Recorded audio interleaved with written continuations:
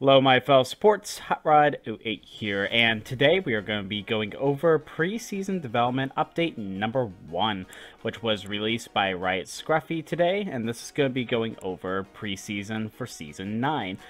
Some changes that I have currently lined up. They have 4 major changes, and then a few miscellaneous things we'll also talk about.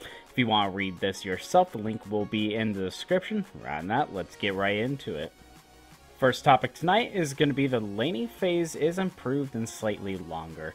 So what they're wanting to do is they're wanting to make sure that the laning phase isn't ending really early. There's been a few games myself where the laning phase has ended before I've even got to level 6, which is really annoying.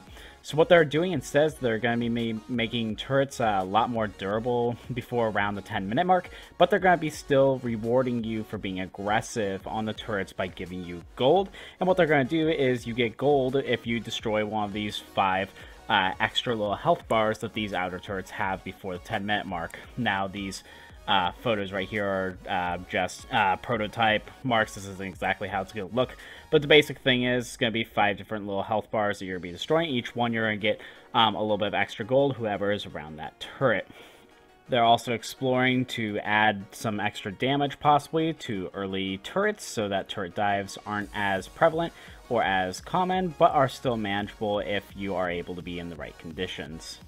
Now, I personally don't think that the towers really need any extra damage. I really haven't had too many issues with getting tower dive way too often and feeling like it's unfair. But as for the extra durability to the laning phase to the turrets, I think that is an absolutely wonderful idea. It's going to lengthen those laning phases out to something reasonable while still giving rewards out to people that are being aggressive and able to take those health bars. So I think it's going to be a great change if they end up going forward with that. Next on this list is comebacks are more achievable and satisfying. Now, they have noted that the laning phase changes mentioned up here with the turret changes is also helping this as well. As with the laning phase going just a little bit longer, those lanes that are winning aren't able to influence other lanes as early in the game if they just absolutely dominate. So other lanes that are getting more even aren't going to get absolutely disrupted by a lane that's just dominating. They'll be able to work it out themselves just a little bit longer. Another thing is they're wanting the bounty systems that they currently have to be based less on kills. So currently it's on a scale of once you get 2 or more kills, that whoever kills you gets a really large bounty. Well, now they're wanting to change it to other things that give you gold, but not necessarily kills contribute to this. Maybe tower kills that you're by yourself and you get all that bounty from the tower, or maybe like a Baron objective that you get a good amount of gold off that's going to add to the bounty as opposed to the kills. And they're thinking since they are going to be adding other ways for bounties to get increased, that they might decrease the amount of bounty that kills just by themselves would give. And then finally, they're thinking about lowering the global tower gold, so it's more individual performance as opposed to the whole team getting gold, and a lot of it just for towers falling, as they feel like that's a powerful way of teams being able to snowball. Now, for these changes, I think it's nice that these laning phases are going to be going just a little bit longer, as it mentioned that they don't want a lane that just absolutely destroyed to start influencing other lanes very heavily. So maybe, like, let's say your mid cast and somehow gets a couple kills, and then push the lane, takes a tower like really early with the jungler, and then he's just free to roam all across the map before even like the 10-minute mark or something stupid like that.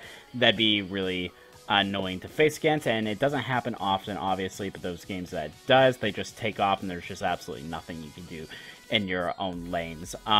The other thing was those bounties scaling off of other things rather than just kills, I think is a really brilliant idea. There's a lot more ways to get ahead in the game than just getting kills, so it's that by itself isn't a high marker of success. Obviously, it is, you know, kills do usually go to the people that are doing well, but there are other things that also contribute to that, such as taking tower stuff, so I think it'll be a little bit more fair to switch out the bounties to other things that aren't just purely kills.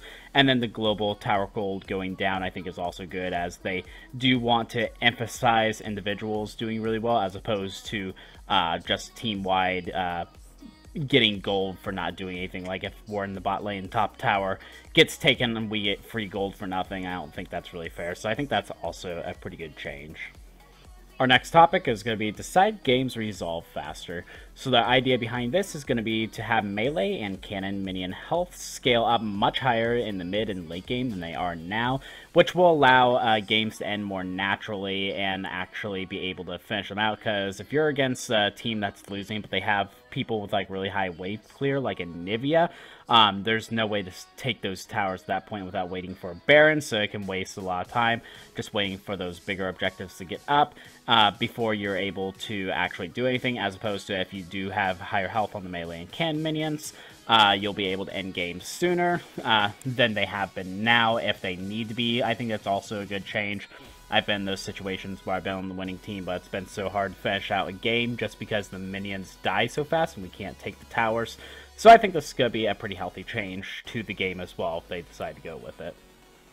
Our last major topic for tonight is rune paths no longer dictate stat bonuses. So they're wanting to test independent stat choices on every rune page. Basically, so currently when you pick like something like my Pike page, Resolve and Domination, you get some health and you get some attack damage or ability power adaptive. Well, now they're thinking of making it a little bit more personalized. You get to choose yourself within those pages what you get. So they're kind of thinking of that you're able to pick one offensive stat and one defensive stat together and mend those together. So they're thinking of ideas such as like on the offensive that you can choose attack damage, ability power, attack speed, or cooldown reduction.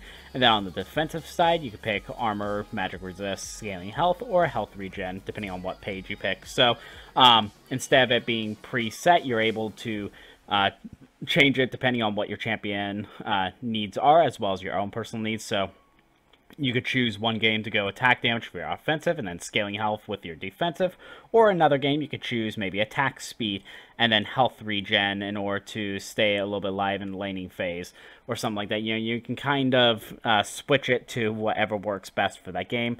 I think it's going to be a really cool idea. Yet again, another way to individualize your own personal needs and actually switch it game to game. I love being able to switch a new rune system per game in order to make sure it works best for what game I'm in, and this is just going to exasperate that and make it even better for you to personalize what works best for you. Finally, we're going to talk about our miscellaneous stuff. The first thing is they're wanting to move the minion spawn and monster spawn times about 30-40 seconds earlier.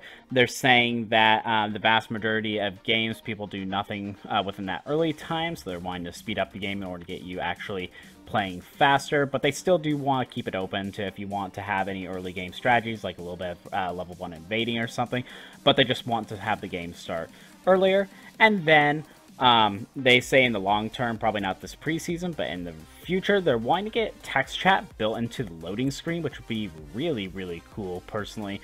In order to not just sit there for a couple minutes, you might actually be able to talk to people, strategize about what you're going to be doing in the game, or just build friendships at that point in the game. And then as opposed to the minion spawn times, I think that's also not too bad of an idea to actually get the games going faster, to be able to play a full game of League of Legends but not take forever. I think that'd be another way in order to cut a little bit of time out in the game while still keeping the game fully intact and not missing anything majorly important. So those were all the preseason development updates for today. It seems like this is just the first of at least a couple that are coming up if they label it as number 1. So we'll be interested to see what they come out in the future. But what do you think of the changes they have in this preseason development? Do you like the changes that are coming or not? Leave comments in the comment sections below. I would love to hear your opinions. If you're enjoying my content and want to consider supporting the channel, head over to my Patreon. There you can enjoy perks such as early releases of some of my videos, having me look at your op.gg and giving you suggestions, and having your name shout out at the end of my videos like these lovely people here who are already contributing to the channel. If you enjoyed this video, please leave a like, and if you're new here, subscribe. Hit that bell for notifications and get updated on all things support related. Streams are on YouTube on Mondays and Thursdays, 7 PM to 10 PM Eastern Standard Time, and on Twitch randomly. So if you want to learn how to play support better from a Diamond player and have your questions answered live, feel free to join the stream community. Rather than that, you guys have a great day today. Thanks much.